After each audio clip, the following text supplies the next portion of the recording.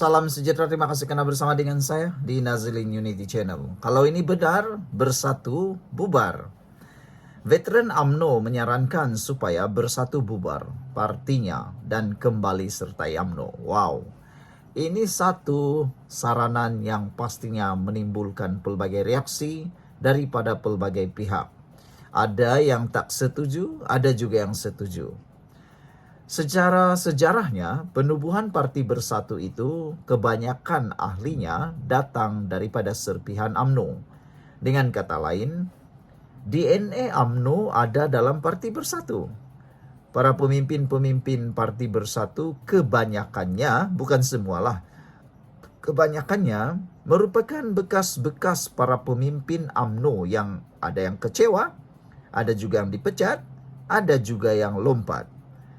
Ada yang paling kecewa tuh, paling mengecewakan ialah mereka yang meninggalkan UMNO ketika UMNO dalam keadaan genting, ketika mereka kali pertama kalah dalam pilihan raya yang lepas. Ini mengakibatkan berduyun-duyunlah pemimpin-pemimpin UMNO keluar daripada UMNO dan menyertai Bersatu pada waktu itu, yang menang dan menjadi kerajaan yang akhirnya hianat dengan langkah Sheraton.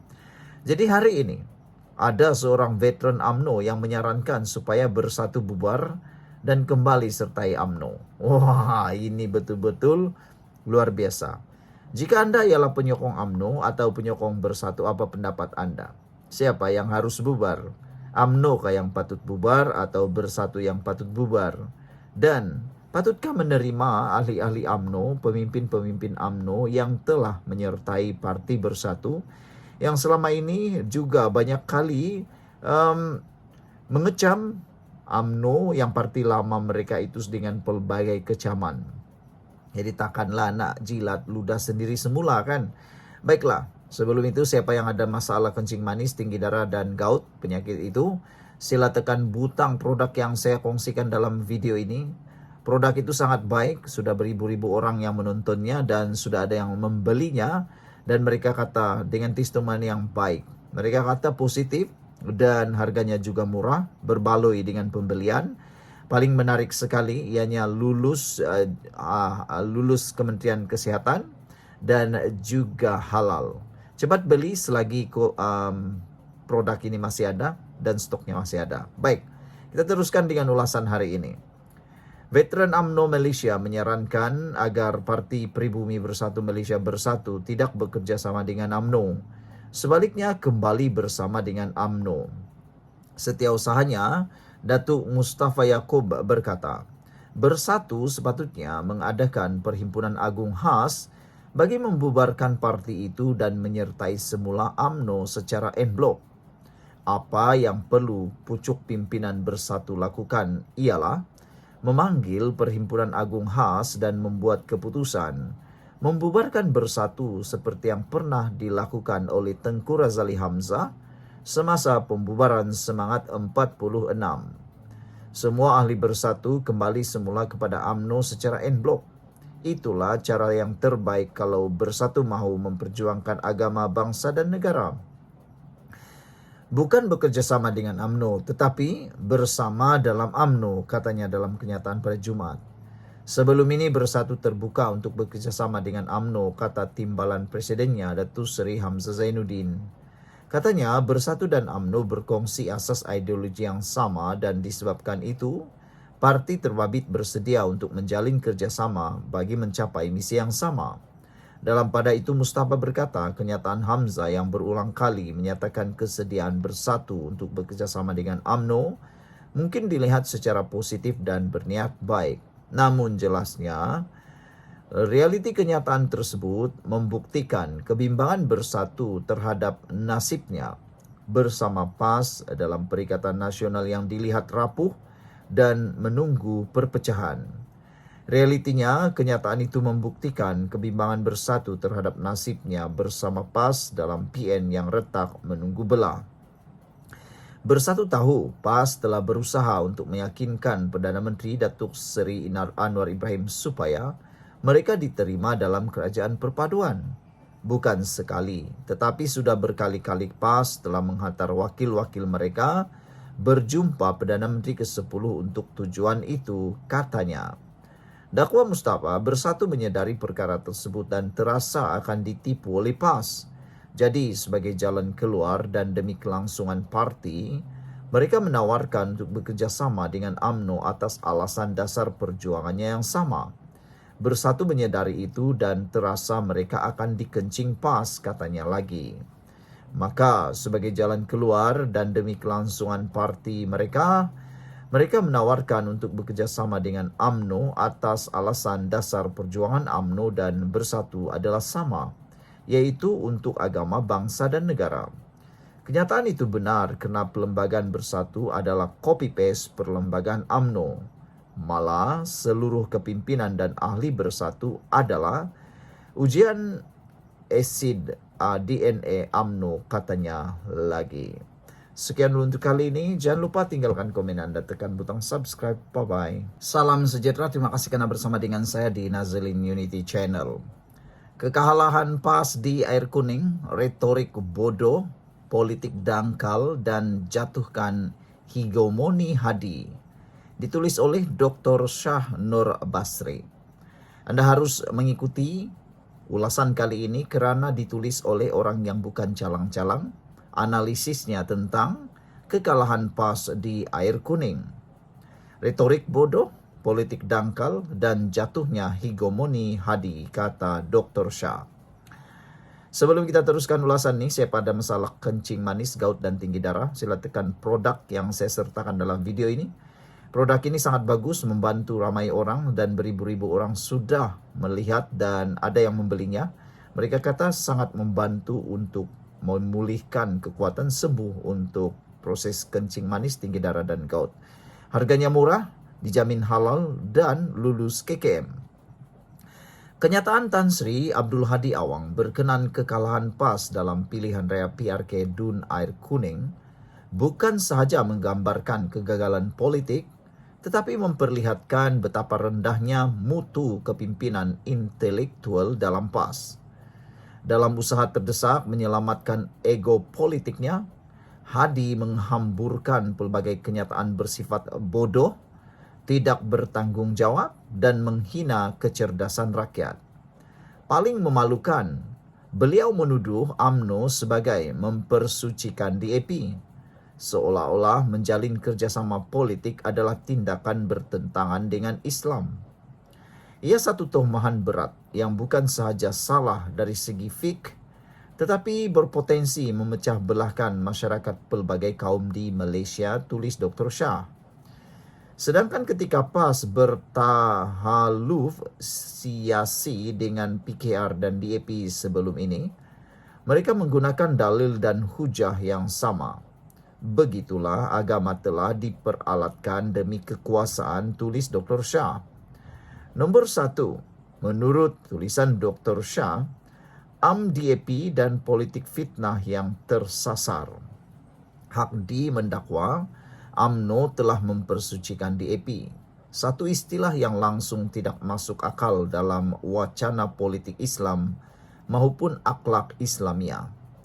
Kenyataan itu bersifat hasutan dan berniat jahat, bertujuan menanam kebencian kaum dan memperbodohkan rakyat.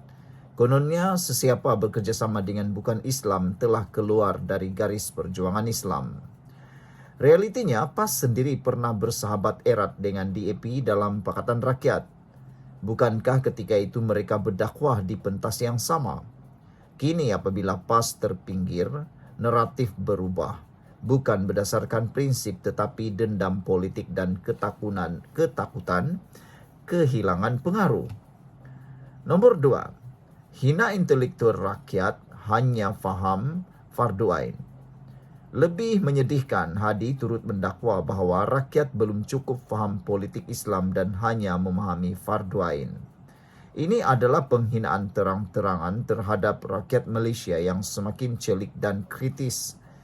Apakah ratusan ribu rakyat yang mengundi kerajaan perpaduan adalah umat yang tidak faham Islam?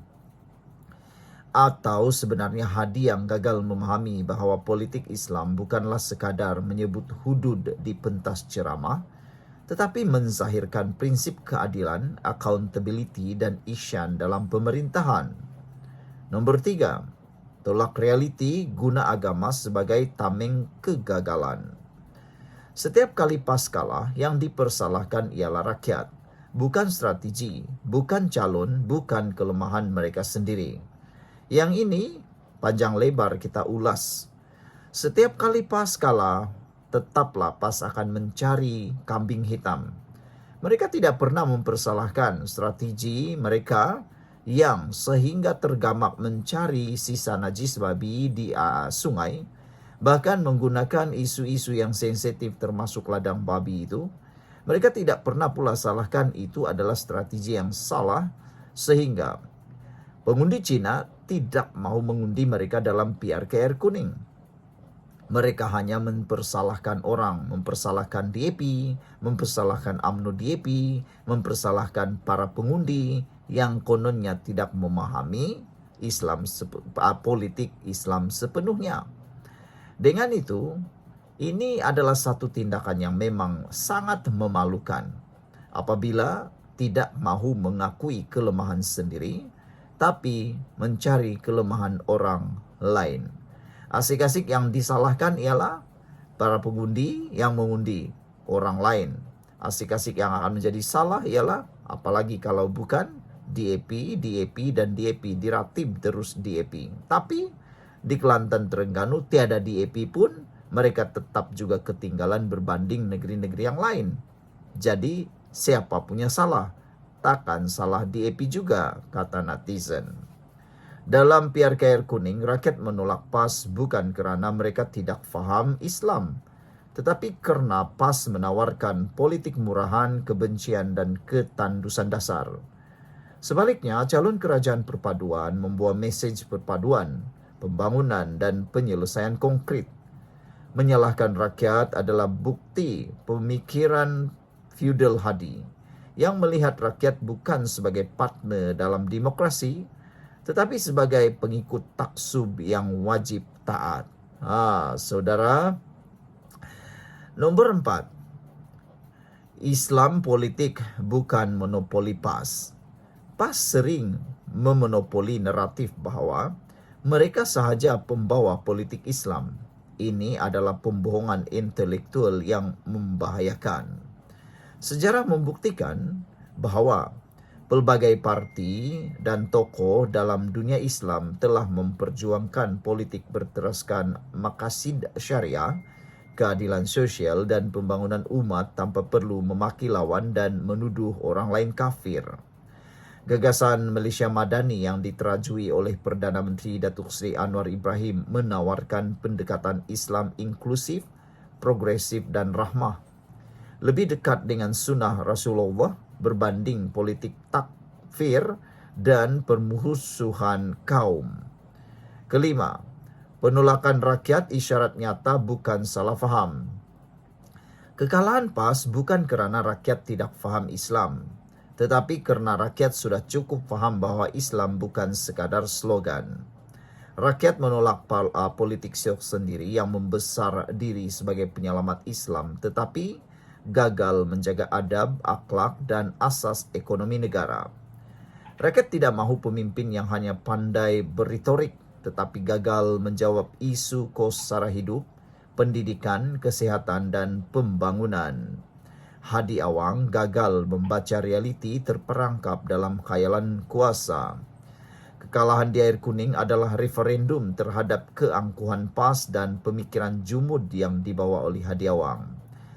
Ketika seluruh dunia Islam sedang berbicara tentang good governance, maqasid syariah, reformasi sosial, dan keadilan ekonomi, PAS di bawah Hadi masih terperangkap dalam naratif memperalat agama untuk menakut-nakutkan rakyat dan memecah perpaduan negara.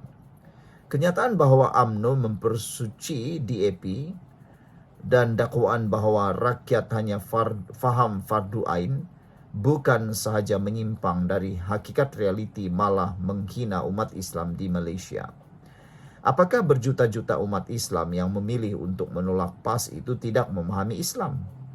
Atau PAS yang gagal memahami bahawa Politik Islam tidak boleh dipisahkan daripada akhlak, hikmah, dan kemajuan insan. Malaysia Madani berlandaskan prinsip maqasid syariah dan piagam Madinah yang menjamin hak bersama bukan monopoli agama oleh golongan tertentu sahaja. Jika PAS terus dipimpin oleh pemikiran sempit dan ego politik, ia bukan sahaja akan ditolak rakyat, bahkan akan direkod sejarah sebagai satu kegagalan dalam memperjuangkan Islam yang sebenar. Rakyat Malaysia tidak akan lupa bahawa ketika negara memerlukan kepimpinan berani dan progresif, PAS memilih untuk menghina, memfitnah dan memperbodohkan. Dan itulah sebabnya mereka layak kalah bukan sahaja di air kuning, tetapi di mana-mana medan demokrasi yang waras dan bertamadun. Penulis merupakan fellow utama Academic Science Islam berpengkalan di Jordan. Sekian dulu untuk kali ini. Jangan lupa tinggalkan komen anda. Sila tekan butang subscribe dan kita jumpa lagi. Bye-bye.